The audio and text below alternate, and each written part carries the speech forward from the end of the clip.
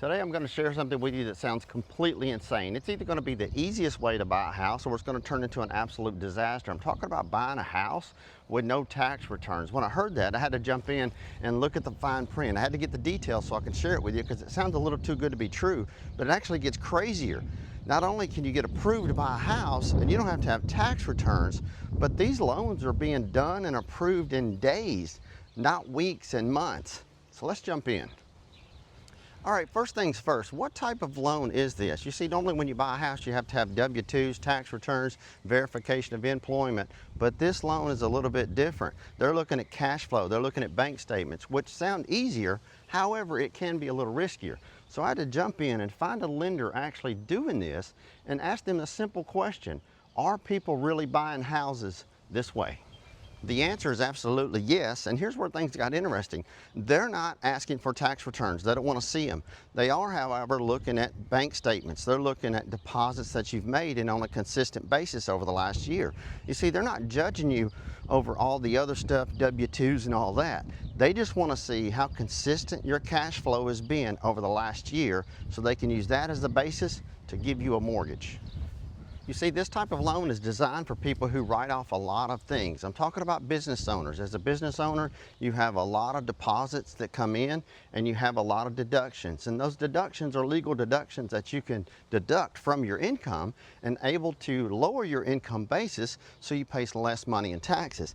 As a result, oftentimes your income gets beat down so low that it's hard to even qualify for a house. And if you're out there and you're a business owner, you get it. You understand this. If you're a bricklayer, mason, doctor, attorney, business owner of any kind whatsoever, if you're LLC, C corporation, S corporation, these are the loans for you. However, there are a few things that you need to be aware of. You see, even though they're not asking for tax returns, they still care about your credit. And the credit score that you have to have is a 680 or higher. You got to have a minimum of a 680 credit score. Now, a lot of people say, well, Wayne, I'm not quite there. I'm a 650 or I'm a 660. There's lenders out there, and I've done videos. I'll put a link to one at the end of this video that will help you to boost your score 30 to 40 points literally within the next 60 days. We also have lenders out there. You can hire any lender, choose any lender. If you want to work with one of ours, you're welcome to do so. You can go to contactwayne.com, book a call with one of my team members. We'll get you that information to you. But when it comes down to the credit score, you need a 680, but there's a few more things that I discovered. So here's where it gets really interesting. The way they calculate your income is different. You see, they take your total deposits over 12 months and they divide that by 2. They cut it in half right out of the gate. And not only do they cut it in half, it goes a little deeper. So they take your income that they cut in half and they divide that by 60. And that's the basis that they use to approve you as your income. Now, even though they use that as your income, you can still see that they're being somewhat conservative. However, this is where things can go south for a lot of people. You see, like a lot of loans, you're going to need a down payment. Not all loans, but this type of loan, you're going to need a down payment. And you're going to need a 20% down payment. But even though you need a 20% down payment, I discovered that a lot of people that are business owners are also seasoned when it comes to real estate. Some people have already bought a home before in the past, or they currently own a home.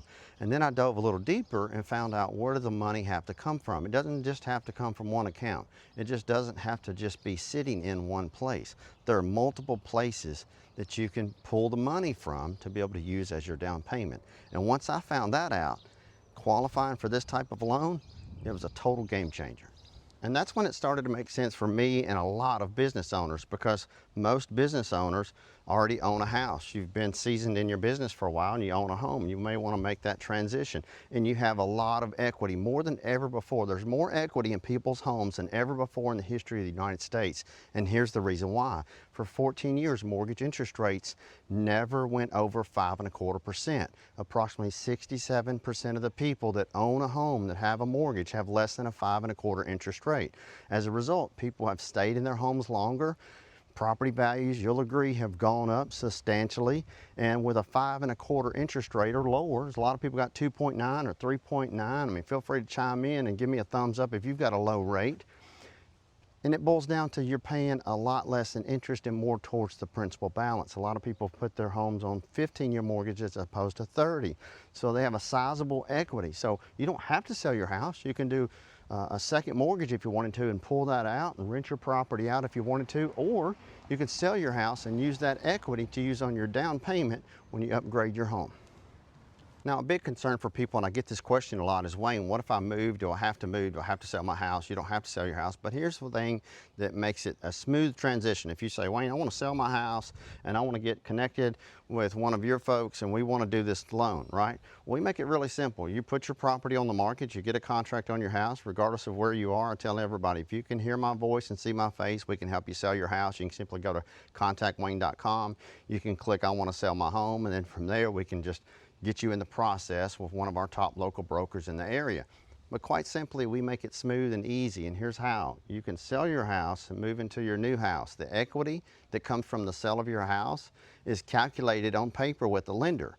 So what the closing attorney does, regardless of where you live in the country, it doesn't matter, the closing attorney takes the equity. In other words, if you bought your house for $200,000, now it's worth $400,000, and you're looking to clear $200,000, and you want to put $100,000 down on the new house, and you want to put another $100,000 down in your pocket and take that money and put it back into your business. So now you can transition from one house to another house. You don't have to pay taxes on that money unless it's a gain, a total gain, over $500,000 if you're married, and $250,000 if you're a single filing single. So you can see, you can take equity. You don't have to use all your equity, and you literally contract a house to purchase. After your home is listed for sale, you go find a house, contract a house to purchase, and you literally, we help you negotiate the same day closing. You move out of your house into your next house literally within the same week. It's just that simple. But you know, here's the part that a lot of people miss. You don't have to upgrade in houses. You can actually downsize in houses. You can buy a smaller house and put 20% down and still have cash left over if that's what you want to do. You see, it's not about just upgrading to a bigger house. It's about a total financial and lifestyle change. You can literally sell a house for $500,000 if you're a business owner and turn around and buy a less expensive house because you want to put more money back into the business. I get it. When you're a business owner, you're doing a lot of growth. However, there are a few more things I want to share with you that may be a showstopper. You see, you have to be in business at least 2 years, but there's more to it than that, in a good way, because there's other loans besides this I want to share with you. One's called an asset loan. You see, even though you've not been in the business for the last 2 years, to show that you own the business, you could have been in the business. And a good question is, Wayne, I've been in the same line of work. I've been working for a landscape company. I've been an architect. Now I'm just opening up my own firm, or an attorney, or whatever it may be, a real estate broker. There's other loans out there, but they want you to have 2 years of seasoned income. Even though you may have a lot of income coming in, they want you to be seasoned. However, the other loan that I was mentioning is called an asset-based loan, and that is another game changer. You see, an asset loan is just that. It's based on your assets, your cash assets. They're not looking at what you got paid for, car, truck, or anything like that. They're looking at what you have cash in the bank. SEP, self-employed pension plan, 401k, IRA, anything like that. But here's what's really cool. You don't have to touch it. That money can stay right there. What they'll do is they'll take your assets. Let's just say you have $1 million. They take that $1 million and they divide it by 2. Now you're left with $500,000, just like the other loan that we talked about earlier. And then they divide that by 36, not 60. They divide it by 36. And they use that as a basis to approve you for a loan. And they basically are taking 36 months and they're saying, well, that's what you make per month, even though you have this money sitting over here. Because that money's going to make money, and it shows proof that you have some cash reserves. And they know the numbers to be able to say, okay, if you got $500,000, let's divide that by 2. Now we got 250, we're going to divide that by 36. That's your income basis. So many people come to me and say, Wayne, I'm retired. How do I buy a house if I'm retired? Well, I always ask if you have money, if you have assets, money in retirement accounts. You're not touching that money. They're just using that as a basis and dividing it into 36 months. They want to see proof of that money. Once they do that, they'll approve you for a loan. Now, a good question to ask about some of these loans is, Wayne, can I buy an investment property? Yes, you can absolutely buy a duplex, triplex, quadruplex, 8 units, it doesn't matter. We've had people upscale, buy an investment property, and they live in one of the units, and they literally are cash flowing everything else. So the lenders that we use and refer to, and I'm not a mortgage lender, I've just been in the real estate business for 30 years. I've bought, sold, flipped. I've had thousands of properties, help people as a real estate broker in this business. What's really cool is the lenders that are out there that are really hustling and grinding and getting after it. There's so many loan programs that are coming available, and you just have to know that when you put 20% down on a piece of property, you never have to pay PMI. The interest rate, another good question to ask, is pretty much what we're seeing as the prevailing rate. You may, depends on the price of the house though. So if you put it on 15 years, you're gonna get a little bit lower rate. Put it on 30, the rate's gonna be a little bit higher because it's a little bit higher risk, and I don't know why, don't ask me. I'm not a bank. They make more money when they put it on a 30, but they're charging you higher interest as opposed to lower. But what it boils down to is you have to look at everything. What do you have coming in? What do you have going out? 680 is pretty much the good basis line for any of these types of loans. You can also get a USDA loan. If you're out there watching this, you've got kids, they're purchasing their first house, they need to know about USDA, FHA.